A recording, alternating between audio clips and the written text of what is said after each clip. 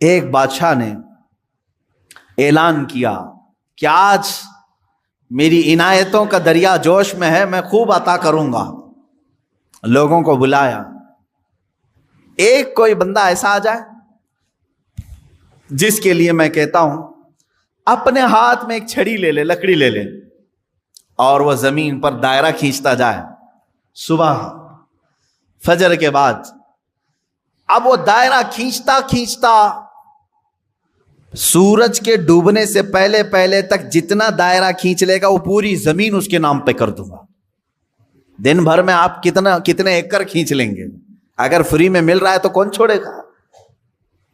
دائرہ کھینچنے کے لیے کہا کہ جو لکیر سے سرکل بنا لے، جتنا بنا لے گا، لیکن ٹائم ہے سورج ڈوبنے سے پہلے پہلے تک۔ اس میں سے ایک وزیر یا ایک سپاہی آگے آیا اور اس نے اپنے ہاتھ میں چھڑی لے لی، بادشاہ سلامت مجھے اجازت دے۔ اور بادشاہ نے کہا کہ اگر سورج ڈوب گیا تو پھر ایک بالشت زمین بھی نہیں دی جائے گی، یعنی 1 فٹ زمین بھی نہیں دی جائے گی۔ ہاں، سورج ڈوبنے سے پہلے پہلے تک یہاں پر دائرہ مکمل کر۔ اب وہ نکلا چھڑی لے کر کے، لکیر کھینچتے کھینچتے، اسے بہت بڑی زمین چاہیے تھی، اتنی بڑی کہ اس سلطنت میں کسی کی نہ ہو، جب فری میں مل رہی ہے۔ کھینچتا کھینچتا وہ گیا، کافی دور تک چلا گیا، دوپہر ہو گئی، تھک گیا، کچھ دوڑا کچھ چلا۔ اب جب دوپہر ہو کر سورج ڈھلنے لگا تو اس نے سوچا واپس ہو جاتے، چونکہ جہاں سے میں دائرہ کھینچا ہوں وہاں تک لا کر کے لکیر کو ملانا ہے، اتنی زمین میرے نام پہ۔ اب واپس ہوا، اب یہ کتنے کلومیٹر کی زمین گھیرا تھا واللہ عالم۔ دوڑا تھا اس نے صبح سے لے کر دوپہر، نہ کھانا ہے نہ پانی ہے، دوڑ رہا تھا۔ دوڑتے دوڑتے سورج پیلا ہو گیا، عصر کا وقت آ گیا۔ اب اس نے دیکھا کہ بادشاہ کا محل اور سپاہی سب قریب نظر آ رہے ہیں، دل میں ٹھنڈک ہو گئی، میں پہنچ جاؤں گا سورج کے ڈوبنے سے پہلے پہلے۔ میرے بگننگ پوائنٹ جو ہے، جہاں سے سٹارٹ ہوا تو وہاں تک پہنچنا ہے مجھے، لیکن تھک گیا تھا، آزا جواب دے رہے تھے، نڈھال ہو گیا، شاید آدھا کلومیٹر یا 1 کلومیٹر باقی رہ گیا ہوگا، چلنے کی سکت نہیں رہی۔ لیکن باہر سے وہاں سے لوگ آوازیں دے رہے تھے، بہت لمبی زمین تو نے گھیرا ہے، اتنی بڑی زمین کسی کو نہیں ملی سلطنت میں، آ جا دوڑتے ہوئے۔ کچھ لوگوں نے ہمت دکھائی، حوصلہ دلایا، دوڑا اور تیزی سے دوڑا، پھر دوڑا، سورج ڈوبنے کے بالکل پاس میں آ گیا، سورج غروب ہونے کے لیے بس آدھا سورج اندر جا چکا تھا، اور اس کا پوائنٹ جہاں سے شروع کیا تھا وہ بھی قریب نظر آ رہا تھا، وہ بھی قریب نظر آ رہا تھا۔ دوڑا اور دوڑا، یہاں تک کہ اپنے اس پوائنٹ کے بالکل پاس میں پہنچا، لیکن سورج ڈوبا۔ کتنا باقی تھا؟ سورج ڈوبنے سے پہلے پہلے وہ اپنے پوائنٹ پہ پہنچ گیا، اس طرح کہ پیر اس کے ایک طرف، ہاتھ اس کے اس طرف، سو کر کے اس نے اپنی لکڑی آگے کی، پوائنٹ پر پہنچ گیا۔ اس کے بعد سورج ڈوب گیا، اب اس کی ہو گئی زمین، جتنا صبح سے لے کر دوڑا تھا اس کی ہو گئی زمین۔ لیکن جب قریب میں آئے، اٹھانے کی کوشش کی تو اس کا انتقال ہو چکا تھا۔ دن بھر ایسا دوڑا تھا کہ روح نکل گئی، اسی طرح پڑا تھا۔ اس کے پیر اور اس کے ہاتھ، اس کا ہاتھ کی موجود لکڑی اس پوائنٹ تک پہنچی ہوئی تھی، اور وہ وہاں مرا ہوا پڑا تھا، روح نکل چکی تھی۔ بادشاہ آیا، وزیروں کو کہا اٹھاؤ، اس کی قبر یہی بنائی جائے گی جہاں یہ انتقال کیا ہے۔ اس کی قبر وہیں کھودی گئی۔ کتنے فٹ کا رہا ہوگا؟ 6 فٹ کا رہا ہوگا، جتنا بھی رہا ہوگا، قبر اس کی بنائی۔ بادشاہ نے ایک بہت تاریخی جملہ اس کی قبر پر لکھا، کہا کہ اس کو ضرورت صرف 6 فٹ کی تھی، دوڑا پورے دن بھر، اس کو اتنی ضرورت تھی، اور دوڑا اتنا کہ اپنی موت کے منہ میں چلا گیا، موت کے منہ میں چلا گیا۔ یہی ہماری زندگی ہے آج، تقریباً اسی کی طرح ہم بھی کر رہے ہیں۔ اتنا دوڑ رہے ہیں پتہ ہی نہیں چلتا کہ کہاں موت آ گئی. تمہیں ان تمام چیزوں کی ضرورت ہی نہیں تھی جس کے پیچھے پڑے ہوئے ہو. سب تو اللہ نے لکھ کر کے بھیجا ہے. ارے میاں تم اپنی ماں کے پیٹ میں 100 دن کے نہیں تھے, تب اللہ نے فرشتوں کو بھیج کر کے لکھوا دیا, اسے اتنا رزق لکھ دو, اسے اتنے اولاد لکھ دو, اسے اتنی خوشبختیاں لکھ دو, سب لکھا جا چکا ہے. جو ملنا ہے اس پر ہم پوری زندگی کیوں داؤ پر لگائیں؟ ہمیں تو اس مولا کو راضی کرنے کے لیے زندگی خرچ کرنی چاہیے. ہم وہ نہیں کر سکے. میں یہاں چند بزرگوں کی بات بتا دوں.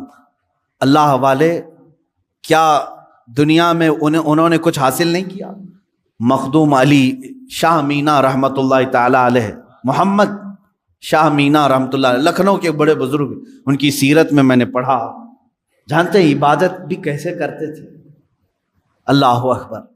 رات کے وقت کھلی دیوار جو ہوتی, کمپاؤنڈ جیسے ہوتا ہے دیوار کے اوپر کھڑے ہو جاتے تھے, عبادت کے لیے کھڑے ہوتے تھے. ادھر بھی نیچے ادھر بھی نیچے, بیچ میں دیوار ہے, کھڑے کھڑے عبادت کرتے تھے رات تک. لوگ کہتے کہ حضور مسجد ہے, نیچے صحن ہے, آرام سے کریں. کہتے جب آرام ملتا ہے تو نیند آ جاتی ہے, آرام ملتا ہے تو نیند آ جاتی ہے. میں دیوار پر کھڑا ہوتا ہوں اور رات کو نیند آتی ہے تو کبھی کبھار دیوار سے گر جاتا ہوں. تو کہا گر جاتے ہیں پھر بھی کھڑے ہوتے ہیں؟ کہا ہاں, جو جسم غافل ہوگا اس کی سزا یہی ہے کہ وہ دیوار سے گرایا جائے. جو اپنے مولا سے غافل ہو اس کی سزا یہی ہے کہ اسے گرایا جائے. یہ اللہ والے تھے جو لمحے بھر کے لیے غافل ہوتے تو اپنی جسموں کو سزا دے دیتے تھے. حضرت سیدنا ابو بکر شبلی رحمۃ اللہ تعالی علیہ, یہ ہمارے سلسلہ قادریہ کے بڑے بزرگ ہیں. بحر شبلی شیر حق دنیا کے کتوں سے بچا, ایک کارک عبد واحد بے ریا کے واسطے. ہم شجرہ میں پڑھتے ہیں ان کا نام. حضرت ابو بکر شبلی رحمۃ اللہ علیہ بغداد شریف کے بزرگ ہیں. سیدنا امام اعظم ابو حنیفہ رضی اللہ تعالیٰ عنہ کے پڑوس میں دفن ہیں. آپ جب رات کو ذکر الہی کے لیے کھڑے ہوتے یا عبادت کے لیے کھڑے ہوتے, ایک مرتبہ ایسا ہوا کہ آپ کو جھپکی آئی, نیند آئی. یہاں تو لوگ رات تو چھوڑے جمعہ میں سوتے ہیں, بہت سارے لوگ تو جمعہ میں اپنی نیند کمپلیٹ کر کے آتے ہیں. پتہ ہی نہیں چلا کہ امام کب کھڑا ہوا, اقامت کب ہوئی, خطبہ تو پورا نیند میں چلا گیا. واللہ عالم سوتے ہیں یا پھر کشف کرتے ہیں, مراقبہ کرتے ہیں, چوتھی منزل پر پہنچتے ہوں گے. عزیزان گرامی, یہ وہ دل سوتا ہے جسے اپنے رب تعالیٰ کی طرف توجہ نہیں ہوتی. وہ آیا ہے رسم ادا کرنے کے لیے, وہ آیا ہے لوگوں کے دکھاوے کے لیے. دل کی توجہ اور دل کی حضوری ہو تو نیند کہاں کی. حضرت ابو بکر شبلی رحمت اللہ تعالی علیہ رات کے وقت جھپکی آ گئی, تھوڑا سا اونگ آئی. کیا کیا جانتے آپ؟ وہ کھڑے ہوئے. پہلی مرتبہ رات میں ایسا ہوا کہ مجھے اونگ آ گئی. کیسا ہوا؟ اس کے بعد گئے, سرما لگانے کی سلائی لے کر نمک میں پھیرا اور نمک پورا آنکھوں میں لگایا. آنکھوں میں نمک لگاتے, ذرا لگا کر کے دیکھو اپنی آنکھوں میں نمک کیا حالت ہو. سیدنا ابو بکر شبلی رحمت اللہ علیہ کی آنکھوں سے خون رستا تھا, خون رستا تھا, ٹپکتا تھا, اور اسی حالت میں وہ عبادت کرتے تھے. لوگوں نے پوچھا کیا یہ اس طرح سے کرنا صحیح ہے آپ کا؟ اپنی آنکھوں کو آپ نے نمک میں ڈال دیا. وہ ہنستے تھے. کہا یہ غافل آنکھوں کی تو بہت چھوٹی سزا ہے, بہت چھوٹی سزا ہے کہ میں نے نمک پھیر دیا. اگر اسی طرح زندگی بھر غافل رہی تو اس میں تو آگ کی سلائیاں پھیری جائیں گی, آگ کی سلائیاں پھیری جائیں گی. میں تو نمک پھیر رہا ہوں. عزیزان گرامی وقار, کہاں ہو تم, کس جگہ پر کھڑے ہو آج؟ اپنا مقصد زندگی کو تو سمجھ لو. مجھے کیوں پیدا کیا تھا رب تعالیٰ؟ کیا اسی لیے کہ لوگوں کے تانے, لوگوں کو کی جاسوسی میں اپنی پوری زندگی گزار دوں؟ کس کے گھر میں کیا پک رہا ہے وہی بات کرتے بیٹھا رہا ہوں, کس کی بیوی کیسی ہے وہ ڈسکس کرتا بیٹھا رہا ہوں, کس کے گھر میں ابھی کتنے شادی کے لوگ ہیں وہ ڈسکس کرتا بیٹھا رہا ہوں, کس کی دکان ٹھپ پڑ رہی ہے یہ ڈسکس کرتا بیٹھا رہا ہوں. تمہاری زندگی اسی لیے ہے. پوری دنیا بھر کے گلے تانے اور شکوے, غیبت, چغلیاں اس کے لیے ہے. میرے عزیزو, اپنی زندگی کا مقصد سمجھو, اور آج کے بعد یہ طے کر لو کہ میں دکان میں ہوں کہ مکان میں ہوں کہ راستے پر ہوں, لوگوں کی عیب جوئی کرنے سے بہتر ہے کہ میں اللہ کو سبحان تو کہوں، میں کہوں سبحان اللہ سبحان اللہ سبحان اللہ، ما اعظم شانک، اے اللہ تو کتنا بلند ہے، تیری شان کتنی بڑی ہے۔ لیکن اس کی تعریف میں جتنے جملے نکلے وہ تمہاری نیکیوں کے پلے کو اتنا بھر دیتے ہیں کہ قیامت کے دن تم فخر کے ساتھ اٹھائے جاؤ۔ اپنے ان اوقات کو فضولیات میں نہ برباد کرو، فضولیات میں نہیں۔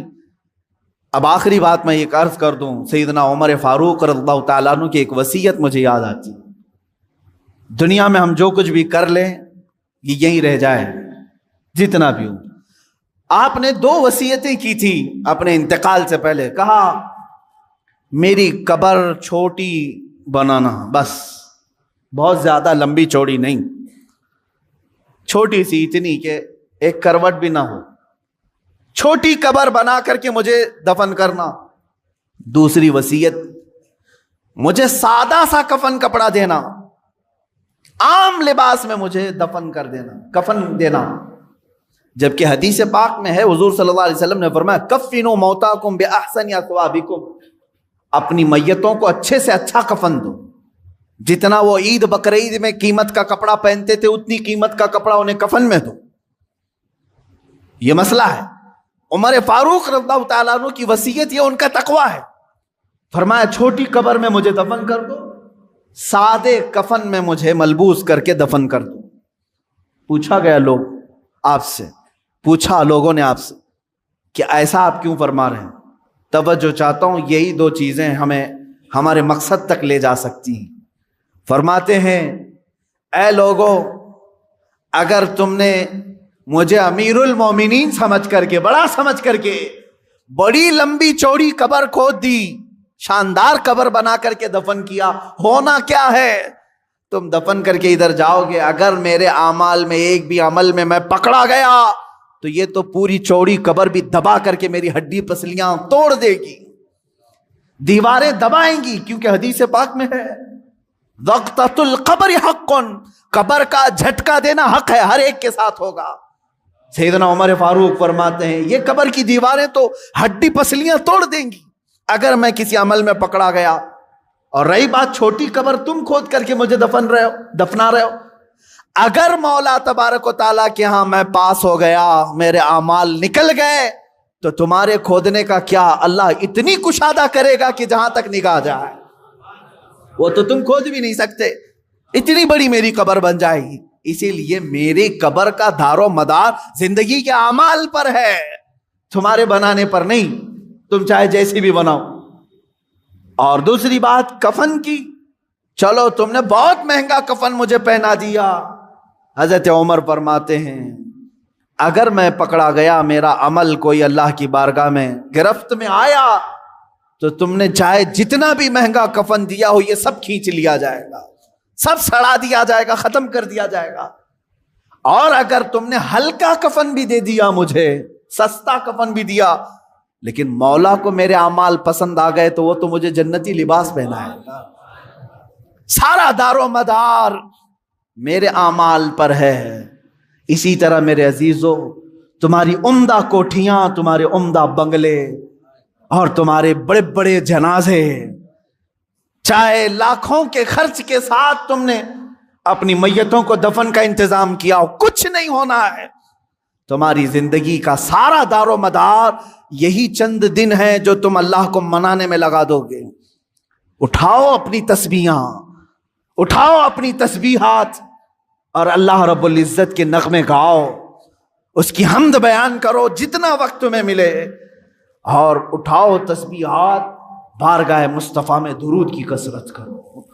تمہاری زبان اس لیے نہیں دی گئی ہے کہ لوگوں کو طعن و تشنیع کرو، ان کو گالیاں دو، تمہاری زبان اس لیے ہے کہ مختصر وقت میں اللہ کی جنت خرید لو۔ کیونکہ میرے آقا صلی اللہ علیہ وسلم نے یہ زبان یوں 2 انگلیوں میں پکڑ کر کے کہا تھا صحابہ سے، اے صحابہ سنو، یہ جو ٹکڑا ہے گوشت کا، یہ انسان کو دوزخ میں بھی لے جاتا ہے، جنت میں بھی لے جاتا ہے۔ یہ گوشت کا ٹکڑا، تم خود اپنے طرف سے ایسی بربادیاں نہ کرو۔ اسی لیے میں آیت کی طرف پھر سے آ رہا ہوں۔ اللہ نے فرمایا افحسبتم انما خلقناکم عبثا، کیا تم یہ گمان کر کے بیٹھے ہو، یہ سوچ کر بیٹھے ہو ہم نے تمہیں بیکار میں پیدا کیا؟ وانکم الینا لا ترجعون، کیا تم یہ سوچ کر بیٹھے ہو کہ ہماری طرف تم نہیں لوٹائے جاؤ گے؟ لوٹائے جاؤ گے۔ ابھی ابھی میں جنازے سے فارغ ہو کر آیا، ابھی ابھی، شاید روز ایک جنازہ دیکھتے ہوں گے آپ کس طرح سے لائے جاتے ہیں۔ تمہیں اندازہ ہے ہماری بھی موت آئے گی، اس دن ہمارے پہنے ہوئے لباس اتارے جاتے ہیں، اور ایک ہی لباس ہے، وہ ایک ہی یونیفارم ہے اس جگہ پہنچنے کا، ان سفید لباس میں باندھ کر کے لاتے ہیں۔ تم اگر آج اللہ کی بارگاہ میں نہیں آنا چاہتے، ایک دن ایسا آئے گا سب لوگ پکڑ کے لائیں گے، امام کے سامنے رکھ دیں گے۔ یہ آتا نہیں تھا، اب لایا گیا ہے، ناک میں روئی ٹھونس کر کے، کانوں میں کپاس رکھ کر کے، انگلیوں کو باندھ کر کے، پیٹ کو باندھ کر کے، پوری طرح سے جکڑ کر کے لا رہے ہیں۔ یا میں عزت سے بھی کہوں گا، بعض وہ ہیں جو جنت کی طرف جا رہے ہیں، عزت سے ہی جا رہے ہیں، لیکن لائے جائیں گے، ہر کوئی لائے جائے گا۔ وَأَنَّكُمْ إِلَيْنَا لَا تُرْجَعُونَ، تم یہ گمان کرنا ہی مت کہ تم نہیں لوٹائے جاؤ گے، ہر ایک کو لوٹنا ہے۔ اسی لیے تو تمہیں حدیث میں یہ بتایا گیا تھا، جب کبھی موت کی خبر سنو تو فوراً کہو اِنَّا لِلَّهِ وَإِنَّا إِلَيْهِ راجعون۔ اس کا مطلب کیا ہے؟ ہم اللہ کے ہیں، ہم کو اللہ ہی کی طرف لوٹنا ہے۔ اے عزیزو، اللہ تبارک و تعالیٰ نے مقصد زندگی بھی ہمیں دوسری جگہ پر بیان کر دیا کہ تمہیں پیدا کرنے کا مقصد کیا ہے۔ وَمَا خَلَقْتُ الْجِنَّ وَالْإِنسَ إِلَّا لِيَعْبُدُونَ، میں نے جنات اور انسان کو صرف اس لیے پیدا کیا ہے کہ وہ میری عبادت کریں۔ تم پیدا کیے گئے ہو رب کائنات کی عبادت کے لیے۔ یہ کیسا بھولا انسان ہے، اس ایک چیز کو چھوڑ کر کے ساری چیزیں کرنے لگ گیا، جس کے لیے پیدا کیا گیا تھا وہی چھوڑ دیا۔ یا ایسے ہی اس کی مثال ہے کہ ایک چرخہ جو ہوتا ہے، مشین، کپڑے سینے والی مشین، کس کام کے لیے ہوتی ہے؟ کپڑے سل کر کے دے، لیکن وہ مشین جو ہے ایڈوانس بن گئی اس زمانے، وہ پریس کر کے بھی دے رہی ہے، کپڑا پریس کر کے بھی دے رہی ہے، کپڑے کو طے کر کے بھی دے رہی ہے، کپڑے کو دھل کے بھی دے رہی ہے، ایڈوانس ہو گئی۔ سلائی مشین کی بات کر رہا ہوں میں، فار ایگزامپل میں مثال بتا رہا ہوں، پریس کر کے بھی دے رہی ہے، دھلائی کر کے بھی دے رہی ہے، طے کر کے بھی دے رہی ہے، سکھا کر کے بھی دے رہی ہے، لیکن ایک کام نہیں کر رہی ہے، کپڑا نہیں سل پا رہی ہے، کپڑا سل نہیں پا رہی ہے۔ تو آپ کیا کہیں گے؟ پھر اس کو سلائی مشین کیوں کہہ رہے ہیں؟ یہ تو دھلائی مشین ہوئی نا، یہ تو پریس کرنے والی ہوئی نا، یعنی ایڈوانس سارے کام کر رہی ہے، لیکن جس کام کے لیے اس کو سلائی مشین کہا جا رہا تھا وہ کام نہیں کر رہی ہے، سل نہیں پا رہی۔ سیم یہی مثال کچھ انسانوں کی ہے، یہ سارے کام کر رہا ہے دنیا میں، بہت سارے کام کر رہا ہے، لوگوں کا دل رکھنے میں صبح سے شام کر دیتا ہے، شام سے صبح کر دیتا ہے، پھر بھی لوگ اس سے راضی نہیں ہو پاتے۔ وہ اپنے گھر بنانے میں اتنا مصروف ہے کہ خون پسینہ ایک کر چکا ہے، وہ اپنی دکان سجانے کے لیے اپنے کمر توڑ چکا ہے، سب کر لیا، لیکن جس کام کے لیے بنایا گیا تھا وہ عبادت وہی نہیں کر پا رہا ہے، اسی چیز میں غافل ہے۔ اسی لیے میرے عزیزو، جو انسان اپنا مقصد زندگی بھول جائے، اس کی ایک ہی اس کا انجام ہے، اس کا ایک ہی رزلٹ ہے۔ مثال کے طور پر میں اپنے گھر واشنگ مشین لایا کپڑے دھلنے کے لیے، کس کام کے لیے؟ کپڑے دھلنے کے لیے، لیکن اب وہ کپڑے دھلنا چھوڑ چکی ہے، ریپیئر کرایا پھر بھی ریپیئر نہیں ہو رہی ہے، آخر کام کیا بچا؟ اس کو کباڑ خانے میں ڈالنا ہے، بھنگار میں ڈالنا ہے، اسکریپ۔ جس کام کے لیے میں مشین لیا تھا وہ نہیں کر رہی ہے، اس کا صرف ایک ہی کام ہے، اسکریپ، کیونکہ دوسرا خریدتا بھی نہیں، ٹوٹی ہوئی مشین کو، بیکار مشین کو خریدتا بھی کوئی نہیں، اسکریپ میں جائے گی۔ یاد رکھ لو، جس مقصد کے لیے تمہیں اللہ نے بنایا، عبادت، اگر اس میں کامیاب نہیں ہو سکے تو اسکریپ کا اڈا جہنم ہے، وہی ڈالا جائے گا، یہ بیکار کی تمام چیزیں وہیں پر ڈال دی جائیں گی۔ جنہوں نے اپنے آپ کو تباہ کیا، اپنے آپ کو برباد کیا، ان کا ٹھکانہ دوزخ ہے، کیونکہ تم نے جس مقصد کے لیے اللہ نے تمہیں بنایا اسی مقصد کو چھوڑ کر دنیا کو راضی کرنے میں لگ گئے۔ اب میں آپ کو بتاتا ہوں شیطان ہمیں اپنے اصلی مقصد سے کیسے پھیرتا ہے، ڈائیورٹ کیسے کرتا ہے، تاکہ جس کو کہتے ہیں کانسنٹریشن، توجہ کا مرکز، جو چیز ہونی چاہیے اس سے کیسے شیطان تمہیں موڑتا ہے، بار بار موڑتا ہے۔ تم کو اللہ رب العزت کو راضی کرنا چاہیے تھا، تم نکلے اپنے گھر سے کہ میں اپنے رب کو راضی کرنے کے لیے چل رہا ہوں، درمیان میں تمہیں کوئی دوست ملا، اس نے یہ بتایا کہ فلاں دوست تو تجھ سے بہت ناراض ہے، پتہ نہیں کل تو نے اس کو کچھ کر دیا تھا، کیا تو نے کچھ کیا تھا، تمہارے دل میں اس دوست کی ناراضگی کی بات آئی، سوچا کہ اس کو منا لیتا ہوں کسی طرح، یا جھگڑا کر لیں یا کچھ بھی۔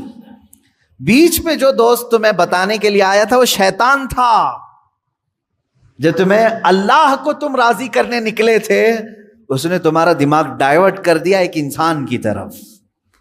تم جا رہے تھے رب ذوالجلال کی عبادت کے لیے، اسے منانے کے لیے، شیطان نے تمہارے دل میں یہ بات ڈال دی کہ پہلے اس کا کام کرو، اور ادھر چلے گئے، اس کو مناتے رہے، وہ نہیں مانا، یہاں تک کہ کچھ لوگ ایسے ہیں جن کو منانے میں تمہیں برسوں لگ جاتے ہیں، وہ نہیں مانتے ہیں، ہوتا ہے ایسے۔ آپ اچھا کام کر کے، انہیں سلام پہنچا کر کے، انہیں تحفے دے کر کے منانے کی کوشش کرتے ہیں، نہیں مانتے کچھ لوگ۔ ہائے افسوس، میرا مولا تو صرف ایک ہی سجدے میں مان جاتا ہے، ایک سجدے میں مان جاتا ہے، یہ نہیں معلوم ہے بندوں کو۔ افسوس ہے کہ جسے بہت جلدی منایا جا سکتا تھا اسے چھوڑ کر ہم دنیا کو منانے میں لگ گئے۔ آپ پوری زندگی کا اگر تجزیہ کریں تو میں آپ کو بتاتا ہوں ساری چینجز آپ نے صرف اور صرف دنیا والوں کے لیے کر لی، اپنے آپ میں ساری چینجز۔ آپ نے دنیا کو دیکھا یہ بہت فیشن کر رہی ہے، اور اس طرح سے اگر میں کپڑے پہنوں تو یہ مجھے عزت سے دیکھیں گے، نہیں پہنوں گا تو مجھ سے دور ہو جائیں گے۔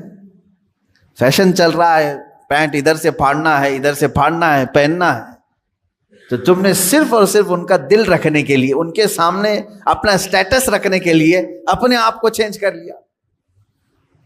شیطان ہے وہ جو تمہیں عیاشی کی طرف لے جاتے ہیں انسانوں کی شکل میں۔ قرآن پاک میں آپ نے نہیں سنا، اللہ رب العزت نے فرمایا من الجنتی والناس، یعنی وسوسے ڈالنے والے جو شیاطین ہوتے ہیں وہ جنات میں سے بھی ہوتے ہیں، انسانوں میں سے بھی ہوتے ہیں۔ شیاطین الانس والجن، قرآن میں یہ بھی آیا ہے، انسانوں میں بھی شیطان ہوتے ہیں، جنات میں بھی شیطان ہوتے ہیں۔ انسانوں میں کیسے؟ تمہارے دوست کی شکل میں آئے گا، کبھی تمہیں پتہ بھی نہیں چلے گا، اور وہ تمہارا ذہن ڈائیورٹ کر رہا ہوگا، تمہیں بھٹکا رہا ہوگا، اور اس کی باتوں پر تم نے اپنے آپ کو بدل لیا۔ ایک مسئلہ میں آپ کو بتا دوں، شریعت کا مسئلہ، اس سے آپ اندازہ کریں کہ ہم کس قدر شیطان کی پیروی کرتے ہیں اور کتنی جلدی ڈائیورٹ ہو جاتے ہیں۔ ہمیں منانا چاہیے تھا اللہ کو، کیونکہ وہی ہماری منزل ہے، وہی ہمارا مقصود ہے، لیکن ہر دن ہر لمحے ہم ڈائیورٹ ہوتے جاتے ہیں۔ اب مسئلہ جو میں بتا رہا تھا وہ یہ ہے، دو مسئلے میں بتاتا ہوں، ایک نماز کا، ایک وضو کا ہے۔ اکثر لوگوں کی یہ شکایت بھی میرے پاس آتی ہے، استنجا کر کے آئے، پیشاب کر کے باہر آئے، وضو کرنے کے لیے بیٹھے تو ایسا لگ رہا ہے کہ قطرہ ٹپک رہا ہے، یا پیشاب کا قطرہ پھر سے نکل گیا۔ ایسے کئی لوگوں کو ہوتا ہے، پھر گئے وہ، پھر دھو کر کے آئے، پھر لگا کہ نہیں پیشاب کا قطرہ نکل رہا ہے، یہ اطمینان نہیں ہوتا کچھ لوگوں۔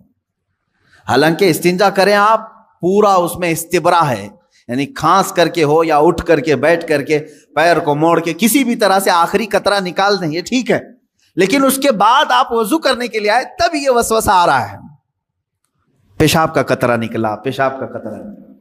اب کیا حکم کیا ہے آپ کے لیے؟ ایک نمبر 1 یہ وضو کا مسئلہ، اس کا بھی حکم میں بتاؤں۔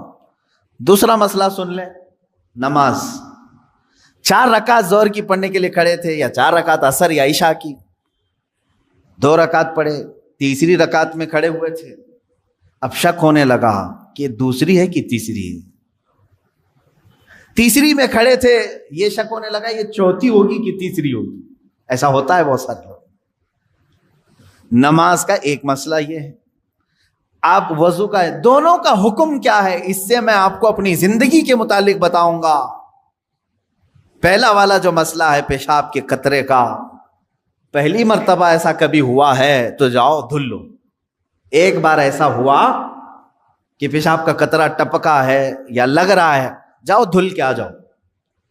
پھر ایک مرتبہ ایسا ہوا ہے کہ وضو کرنے بیٹھا ہوں، ایسا لگا کہ پیشاب کا قطرہ ٹپک گیا، جاؤ دھل کے آؤ اور اتنا حصہ جہاں کپڑے میں لگا اس کو بھی دھل لو. تیسری مرتبہ بھی ایسا ہوا ہے، دھل لو. اب اس کے بعد شریعت کہتی ہے اب نہیں جانا اس کے بعد. اب وضو کے لیے اگر بیٹھو گے، تمہیں لگ رہا ہے کہ پیشاب کے قطرے ٹپک رہے ہیں، ٹپکنے دو. تم پانی لے لو ایک چلو میں اور اس جگہ پر چھڑک دو پانی وہاں پر اس کپڑے کے اوپر چھڑک دو. کیوں؟ اس لیے کہ کہا گیا ہے کہ بعد میں اگر تمہیں وسوسہ بھی آنے لگے تو یوں سمجھ لو یہ پیشاب کا قطرہ نہیں بلکہ میرا چھڑکا ہوا پانی ہے، میرا چھڑکا ہوا پانی. اچھا ایسا کیوں کرایا گیا؟ شک تو ہو رہا ہے. سنیں فقہائے کرام نے فرمایا اے بندے تجھے عبادت اللہ کی کرنی ہے. کس کی کرنی ہے؟ اللہ کو راضی کرنا ہے. اور یہ جو وسوسے آ رہے ہیں تجھے یہ شیطان کے ہیں. اگر تو بار بار اٹھ کر کے دھونے کے لیے چلا جائے گا تو بات یہ ہوگی کہ تو شیطان کی پیروی کر رہا ہے اللہ کو چھوڑ کر کے. یہاں شریعت نے یہاں تک کہا کہ شیطان کی پیروی ہو جائے گی اگر کثرت سے تو کرنے لگ گیا. جب شیطان وسوسہ ڈالا اٹھ گئے، جب شیطان شک ڈالا پھر اٹھ گئے. بار بار اگر خیال آ رہا ہے تو اس پر عمل کرنا جائز نہیں. پانی چھڑک لو اور کہو میں شیطان کی پیروی نہیں کروں گا، میرے مولا کی عبادت کروں گا. دوسرا مسئلہ نماز کا کہ جس میں اگر 3 میں 4 میں شک ہو، ایک بار ہو گیا تو چلو دوہرا لو، 2 بار ہو گیا تو چلو ٹھیک ہے، جتنا یقین ہے اس کے آگے کی رکعتیں پڑھ لو. اب اگر بار بار ایسا شک ہوتا ہے تو فرمایا گیا اپنی نماز ویسی ہی کمپلیٹ کرو، اس لیے کہ یہ شیطان تمہیں وسوسے ڈال رہا ہے. اگر تم اس کے وسوسوں کی طرف جاؤ گے تو یہاں ہوگا یہ کہ تم شیطان کی پیروی میں لگ گئے. حقیقت میں نماز تو رحمان کی عبادت ہے. آپ سمجھ رہے ہیں؟ یہ 2 مسئلوں سے میں تمہیں بتاؤں گا میرے عزیزوں. پوری زندگی بھر شیطان اسی طرح سے کرتا ہے، تمہیں اپنے اصلی مقصد سے ڈائیورٹ کر کے کسی عام فضول چیز میں لگا دیتا ہے، فضول چیز میں لگا دیتا ہے. اسی لیے اب جیسے کسی نے اپنے پورے گھر کی فکر میں، اپنی جائیداد کی فکر میں پوری زندگی ختم کر دی، اسے معلوم ہی نہیں کتنے دن رہنے والا تھا، کتنی عمارتیں بنا رہا ہے، کتنی چھتیں قائم کرے گا. اے بندے تیری زندگی لمبی سے لمبی جاتی تو 70-80 سال کی، تو بنا ہی رہا ہے 30-40 سال کی عمر میں. بچے ہیں تیرے پاس 25-30 سال، ان 25-30 سالوں کے لیے تو نے اپنی پوری زندگی جھونک دی، صحت و طبیعت سب برباد کر ڈالی. لیکن جہاں 100 سال سونا ہے کہ 200 سال کہ 500 سال کہ 1000 سال، ہمیں معلوم نہیں قبرستان میں کتنا سونا ہے، وہاں کے لیے بندہ ایک رات کی بھی عبادت کرنے کو تیار نہیں، ایک تسبیح گھمانے کو بھی تیار نہیں، وہاں کی عمارت تیار کرنے کو بندہ تیار نہیں. یہ شیطان ڈائیورٹ کر چکا ہے تمہیں. تمہاری اصلی منزل تو وہ تھی، تمہیں لگا دیا کسی اور کام میں، تمہیں لگا دیا کسی اور کام میں. عزیزان گرامی، اسی لیے تو شاعر نے کہا تھا آگاہ اپنی موت سے کوئی بشر نہیں، سامان 100 برس کا ہے پل کی خبر نہیں. تمہیں ہر موت پر یہ سکھایا جا رہا ہے کہ تم لوٹنے والے ہو، تم لوٹنے والے ہو، تم جانے والے ہو، تم جانے والے ہو. عزیزان گرامی وقار، جانے والا اتنے آرام سے اور سستی اور کاہلی میں زندگی نہیں گزارتا. کل مجھے سفر پر جانا ہے، آج ہی میں نے سوٹکیس تیار کرنا شروع کر دیا. مجھے کیا کیا پہننا ہے رکھ دیا، کیا کیا استعمال کرنا ہے سب رکھ دیا، صابن سمیت سب چیزیں رکھ دی، ٹوتھ پیسٹ تک نہیں بھولتے. لمبا سفر ہے، جتنے دن کے لیے جا رہے ہیں بیگ تیار آج سے.